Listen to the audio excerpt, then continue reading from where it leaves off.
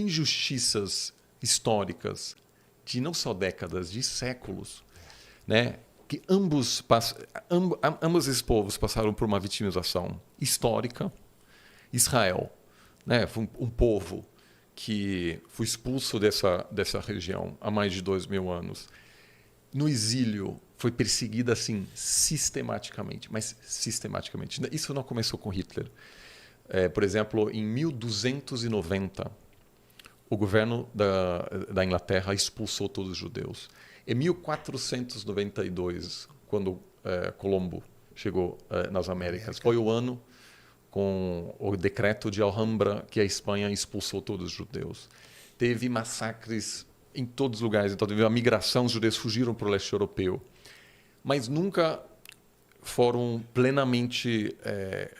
nunca conseguiram escapar de um antissemitismo que marcou a história da Europa. Então, depois do Holocausto, que matou 6 milhões de judeus, e o movimento sionista ganhando força, eles formam um Estado. Aliás, isso é até a primeira coisa que a gente podia até explicar para a galera direitinho. O que é o sionismo, né? Ou esse movimento sionista? Para fazer essa definição aí para o pessoal entender o que é. Sim. E só para completar esse pensamento, assim, dizer, então tem essa história de vitimização, mas do lado dos palestinos também tem. E os dois estão certos. Os dois estão certos. Certo. Tem histórias terríveis assim, dos dois lados, e o choque agora desses ataques terroristas em Israel é muito grande. Mas o trauma da população palestina é enorme também. Então, quando você tem isso, você tem aí a receita ideal para uma luta que mobiliza todos e que deixa muito pouco espaço para as pessoas dizerem como a gente vai voltar à mesa para conversar. Ninguém quer conversar agora porque todo mundo está com... Tá inflamado, não é ele, né? só que sofreu, é o pai, é o avô e são todas as outras gerações também. Então, e aí eu vou falar sobre isso, mas a gente viajou para... Eu fiz parte de várias viagens para a região, e uma coisa muito comum é, quando você fala com alguém na Cisjordânia ou em Israel, as pessoas te contam do sofrimento dos seus antepassados.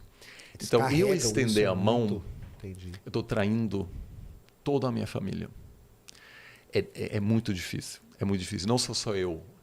Eu cresci dizendo, eu preciso... defender a honra daqueles que sofreram antes de mim. Então, todo mundo carrega isso nas costas. Certo. Então, assim, é a mãe de todos os conflitos, basicamente. Mas, assim, para voltar para o movimento sionista, o povo judeu, cuja origem é onde está mais ou menos o Estado de Israel hoje, se espalha pelo mundo em função de não conseguir se manter no lugar onde está. Isso é muito comum. Aliás, o que hoje é Israel-Palestina foi dominado por grupos diversos. O Império Romano, o Império Otomano, os britânicos, ou seja, isso é normal. E aí, aliás, isso é uma coisa muito importante. A maioria das regiões do mundo passou por muitos donos diferentes. Sim. E se todo mundo quiser ter de volta o que um dia ocupou, a gente vai ter uma guerra mundial eterna. Você pegar a Europa ali, tem paizinho que já foi de várias coisas, né? Então, no meu Império caso, por exemplo, né? a família da minha mãe é de Alsácia, que quando eles moravam lá, era a Alemanha. Só que depois a Alemanha perdeu esse território, hoje é França. Então, perderam tudo. E foram obrigados a migrar para dentro da Alemanha sem nada. E da família do meu pai é da Prússia antigamente, o que também era Alemanha. E a Alemanha também, depois de 2 guerras mundiais, perdeu aquilo, hoje é Polônia. E aconteceu exatamente a mesma coisa. Eram de classe alta, lá atrás, né, antes da Primeira Guerra Mundial. Perderam tudo e chegaram em Berlim sem nada, só com a roupa deles. Então, a pior coisa que pode acontecer é se um dia alguém na Alemanha diz, sabe aquele território lá dos seus avós? É nosso. É o nosso. Atrás. Só que tem muitos países que já passaram por lá. E isso, na essência, está aqui acontecendo no Oriente Médio. Porque aquilo era um dia dos judeus, mas também era dos palestinos. Essa terra não tem um dono único. Isso é o grande problema, sobretudo na Europa e no Oriente Médio. Aqui um pouco menos porque não houve tanta movimentação histórica, né? Mas enfim, esse é o grande problema. Então, os judeus conseguiram, o que é bastante significativo, conseguiram ao longo dos séculos manter sua identidade. O que é pouco comum, na verdade, porque tem muitos povos que desapareceram, acabaram se movendo para outras regiões e não souberam manter Dispersou e acabou, né? Exato. Uhum. Né? Tem uma grande quantidade de culturas que se perderam ou acabaram sendo absorvidas por outras culturas. Os judeus conseguiram fazer isso, o que não quer dizer que não houve uma integração real nas suas respectivas sociedades. Os judeus, por exemplo, tiveram um altíssimo número de judeus lutou nas Forças Armadas da Alemanha na Primeira Guerra Mundial. Então, era para muitos deles muito surpreendente que 15 anos depois dessa derrota surgiu uma pessoa que questionou o patriotismo dessas pessoas, que arriscaram suas vidas e muitas morreram, certo, defendendo a pátria. E aí vem um cara que diz, na verdade, a culpa pela sua derrota é dos judeus. Então, essa história, o Hitler, que vamos dizer, é o elemento mais visível do antissemitismo, vem bebendo de uma longuíssima tradição, porque para um político, sobretudo, né, na história, é muito conveniente culpar certos grupos. Né? Isso. Acontece em praticamente todos os lugares, sempre houve tentativas de o que a gente chama de externalizar a culpa. Alguma coisa vai mal, a economia está ruim. Então, é a culpa de alguém. No caso da Alemanha, menos de 1% da população. Então, inflação, não sei o quê, foi culpa dos judeus. E aquilo, obviamente, faz sentido para uma parte da população que é muito frustrada. E é muito mais popular dizer a culpa desse grupinho do que dizer, olha, em primeiro lugar, uma crise econômica mundial, não tem o que fazer. E a gente vai ter que investir mais em educação, enfim, para lidar com essa questão. Passar por isso. Então, né? O movimento sionista nasce no século XIX. Tem do Herzl, tem um livro famoso que era um judeu de Viena, que se chama O Estado Judeu. E a partir daí ganha forma uma ideia de que a única forma de garantir a segurança e a liberdade plena dos judeus é a construção de um Estado judaico que possa se defender, porque individualmente sempre houve e sempre haverá violência antissemita. E, de fato, infelizmente, em todos os países da Europa sempre teve, em alguns países muito mais, como no caso da Alemanha, mas quem lê a história europeia vai ver assim, toda hora, e tem um museu judaico em Berlim, e tem, enfim, Israel também, excelentes museus. E quem acompanha essa história, é uma história de perseguição. Entendi. E aí, isso em 1917, o chanceler do Reino Unido, Balfour, faz uma declaração dizendo que o Reino Unido se compromete com a criação de um Estado judeu. Houve naquela época algumas considerações sobre onde seria, mas em função da relevância daquele lugar, há uma pressão política enorme para que o Reino Unido, que controla naquele momento ainda essa região, facilita esse processo. Agora, e eles queriam, pelo que eu sei um pouco da história do meu lado aqui, de ter trabalhado com petróleo, eles pensavam que ali ia ter muito petróleo, igual tinha ali na Arábia e tal, né? E meio que furaram ali aquela parte toda, né? Mas acabou que eles não acharam nada, né? Não. Até tem gente hoje dizendo que tem grandes reservas de petróleo em Gaza, etc. Eu acho que isso tem, acima de tudo, realmente tem acima de tudo a ver com o valor simbólico daquele lugar. É a volta àquele lugar. Agora, uma coisa importante lembrar. Muitas vezes o debate público, as pessoas sugerem que aquilo foram pessoas que vieram da Europa, que não tiveram relação nenhuma com o Oriente Médio, para chegar lá e ocupar e expulsar. Judaico, é isso. Exato. Só que a maioria da população de Israel hoje tem origem na região, porque tinha muitos judeus no Iraque, na Jordânia, em Marrocos, ou seja, Egito também, uma presença de judeus que acabaram em muitos casos sendo expulsos. Então não é exatamente assim que o povo judeu é um corpo estranho, assim que não tem uma relação no Oriente Médio. Agora,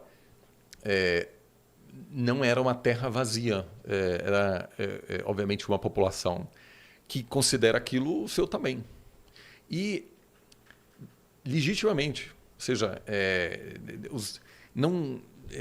ambos têm aí um ponto, assim, ambos estão certos ao dizer aquilo... Ambos têm razão nesse ponto. Exato. Né? E houve, na verdade, houve um processo que é muito típico na história, que houve um conflito entre sionistas, os britânicos, que, aliás, em alguns momentos houve até, por exemplo, ataques terroristas sionistas contra os britânicos para avançar com a criação de um Estado.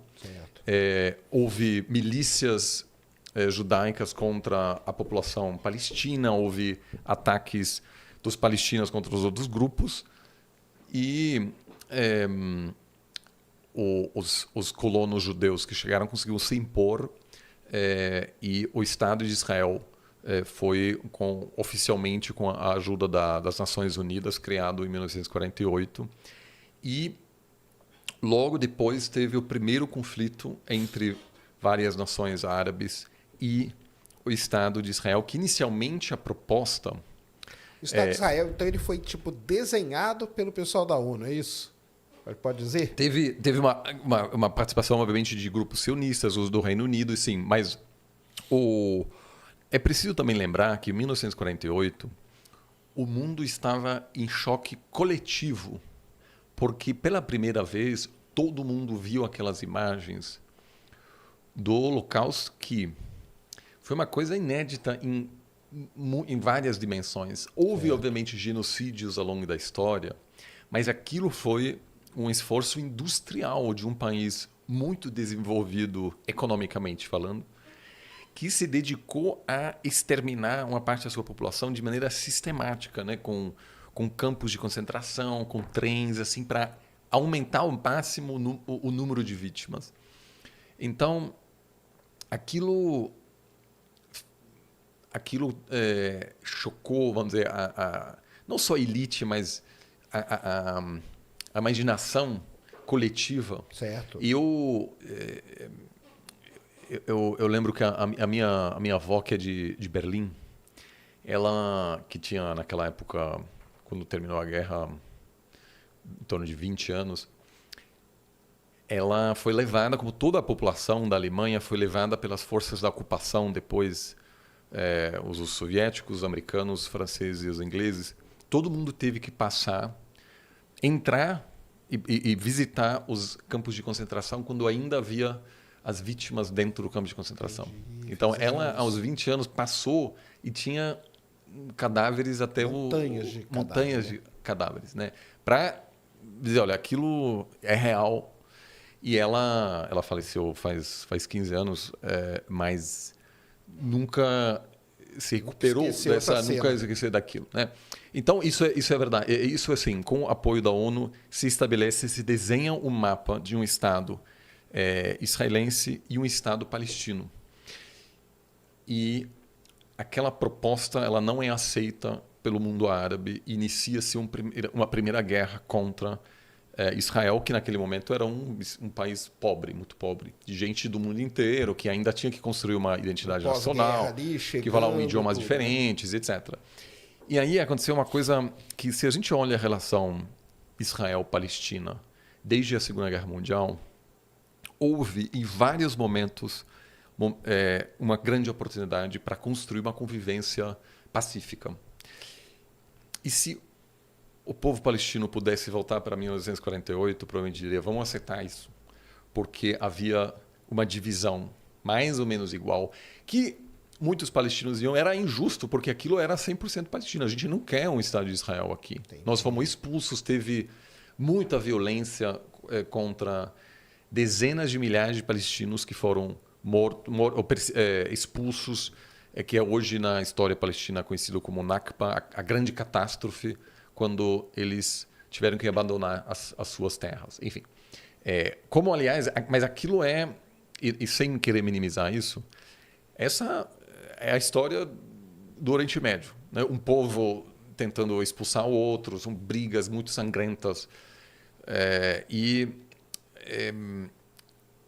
todos os conflitos, os grandes, 1948, 67, 73, em cada conflito há uma chance para estabelecer você conversar e criar ali alguma coisa. Dois estados, mas Israel vence praticamente todos esses conflitos de maneira geral e acaba reduzindo o espaço que um dia seria o Estado da Palestina.